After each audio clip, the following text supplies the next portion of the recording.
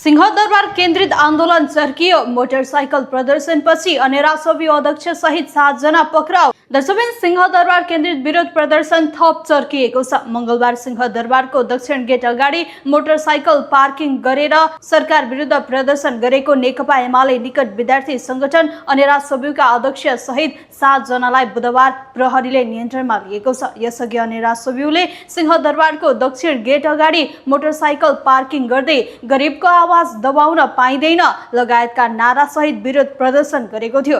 प्रदर्शनका कारण केही बेर यातायात प्रभावित बनेपछि प्रहरीले हस्तक्षेप गर्दै मोटरसाइकल हटाएर सडक सञ्चालनमा ल्याएको थियो। त्यसको भोलिपल्ट आन्दोलनलाई निरन्तरता दिने क्रममा सिंहदरबारको मुख्य प्रवेशद्वार अगाडि निषेधित क्षेत्रमा प्रदर्शन गर्न खोजेको आरोपमा प्रहरीले अनेरा सभ्युका केन्द्रीय अध्यक्ष दीपक धामी सहित 7 जनालाई नियन्त्रणमा लिएको हो। पक्राउ पर्नेमा अध्यक्ष दीपक धामी, निर्वाचन आयोग अध्यक्ष जित प्रसाद सिटौला, सचिवालय सदस्य विशाल खड्का, उपत्यका विशेष बागमती प्रदेश संयोजक रवि मगर, केन्द्रीय सदस्य विष्णु उपरकोटी, कानून राष्ट्रिय कमिटी सचिव सुदीप थापा तथा सिटिभिटी सदस्य शिरीष बुढाथोकी रहेका छन्।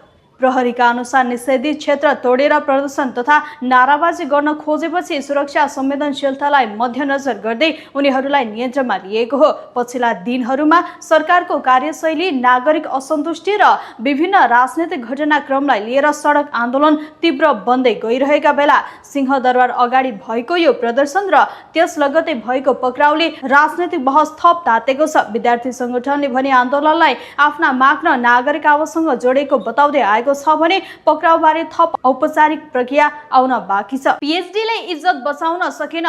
मधेसवादका भाषणदेखि अदालतको फैसलासम्मको अहिराजको यात्रा। दर्शकबिन एक समय मधेस आन्दोलन, संघीयता, पहिचान र राष्ट्रवादका विषयमा सशक्त आवाजका रूपमा चिनिएका पूर्व मधेस प्रदेश प्रमुख अहिराज अहिले भने जबरजस्ती करनी बलात्कार मुद्दामा अदालतबाट दोषी ठहर भएपछि फेरि राष्ट्र चर्चामा आएका छन्। राजनैतिक बहस, बौद्धिक लेखन र सार्वजनिक मञ्चमा सक्रिय व्यक्तित्वका रूपमा परिचित अहिराजको सार्वजनिक जीवन अहिले कानुनी सङ्कटमा पुगेको छ। रौतहटमा जन्मिएका र पछि सर्लाहीमा बसोबास गरेका अहिराजले नेपाल ल क्याम्पसबाट एलएलबी तथा त्रिभुवन विश्वविद्यालयबाट मधेस आन्दोलन र मधेसवाद विषयमा विद्यावारिधि पीएचडी गरेका थिए। उनले मधेसवाडी साप्ताहिक सञ्चालन गर्दै मधेसका मुद्दा, भाषा, पहिचान र संघीयताबारे निरन्तर लेखे। यही कारण उनी मधेसको बौद्धिक तथा राजनैतिक वृत्तमा चिनिएका नाम बने। टेलिभिजन बहस, सार्वजनिक कार्यक्रम र राजनैतिक मञ्चमा राष्ट्रवाद तथा मधेसका विषयमा धारणा राख्दै आएका उनलाई तत्कालीन प्रधानमन्त्री केपी शर्मा ओली नेतृत्वको सरकारले 2077 फागुन 7 गते मधेस प्रदेश प्रमुख नियुक्त गरेको थियो। तर सरकार परिवर्तनसँगै उनको कार्यकाल छोटो समयमै समाप्त भयो। त्यसपछि 2081 जेठ 4 गते काठमाडौँको नयाँ बानेश्वर स्थित डेरामा आफूमाथि बलात्कार भएको भन्दै एक युवतीले प्रहरीमा उजुरी दर्ता गरेपछि उनको जीवनले नयाँ मोड लियो। पीडितले आफू 17 वर्षको उमेरदेखि नै यौन तथा मानसिक शोषणमा परेको आरोप लगाएकी थिइन्।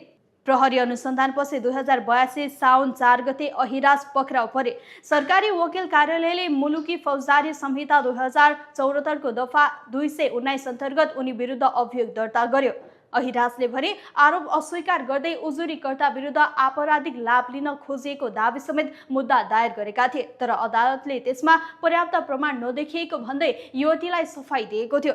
काठमाडौँ जिल्ला अदालतले 2082 साउन 14 गते उनलाई पूर्वपक्षका लागि थुनामा पठाउने आदेश दियो, जुन आदेश पाटन उच्च अदालतले पनि सदर गर्यो। त्यसैता उनी दिल्ली बजार कारागारमा छन्। हालै काठमाडौँको जिल्ला अदालतका न्यायाधीश चन्द्रकान्त पौडेलको इजलासले जबरजस्ती करनी मुद्दामा अहिराजलाई दोषी ठहर गरेको छ। अब सजाय निर्धारणका लागि अदालतले साउन 32 गते पेशी तोकेको छ। मुलुकी फौजदारी संहिता 2074 को दफा 219 3 अनुसार घटना हुँदा पीडित वयस्क रहेकाले दोषी ठहर भएका अहिराजलाई 7 देखि 10 वर्षसम्म कैद सजाय र पीडित राहत कोषमा 3 लाख रुपैयाँसम्म जरिवाना हुन सक्ने कानुनी व्यवस्था छ। अन्तिम सजाय भने अदालतको सजाय निर्धारण आदेशपछि मात्रै निश्चित हुनेछ। एक समय आन्दोलन, विचार र बौद्धिक बहसका कारण चर्चामा रहेका राजेश झा अहिराज अहिले भने अदालतको फैसलाका कारण चर्चाको केन्द्रमा छन्।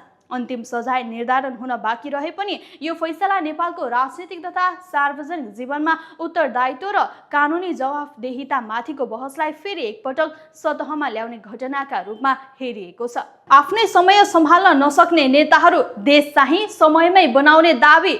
दक्षिण प्रतिनिधि सभाको आज बिहान 11 बजे बस्ने भरिएको बैठक फेरि सरेर दिउँसो 1 बजे पुगेको छ। विशेष कारण देखाउँदै सभामुखले नयाँ समय निर्धारण गरेका हुन्। आजको बैठकमा राष्ट्रिय मानव अधिकार आयोग, राष्ट्रिय सूचना आयोग र राष्ट्रिय समावेशी आयोगका वार्षिक प्रतिवेदन प्रस्तुत हुनेछन्। साथै अर्थ सम्बन्धी केही कानुन संशोधन तथा खारेज गर्ने विधेयकमाथि छलफल हुनेछ।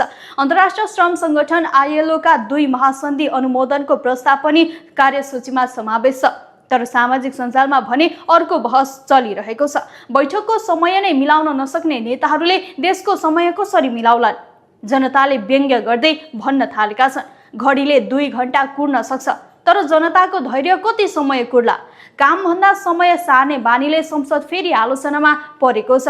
अब जनताको अपेक्षा एउटै छ, बैठकको समय मात्र होइन,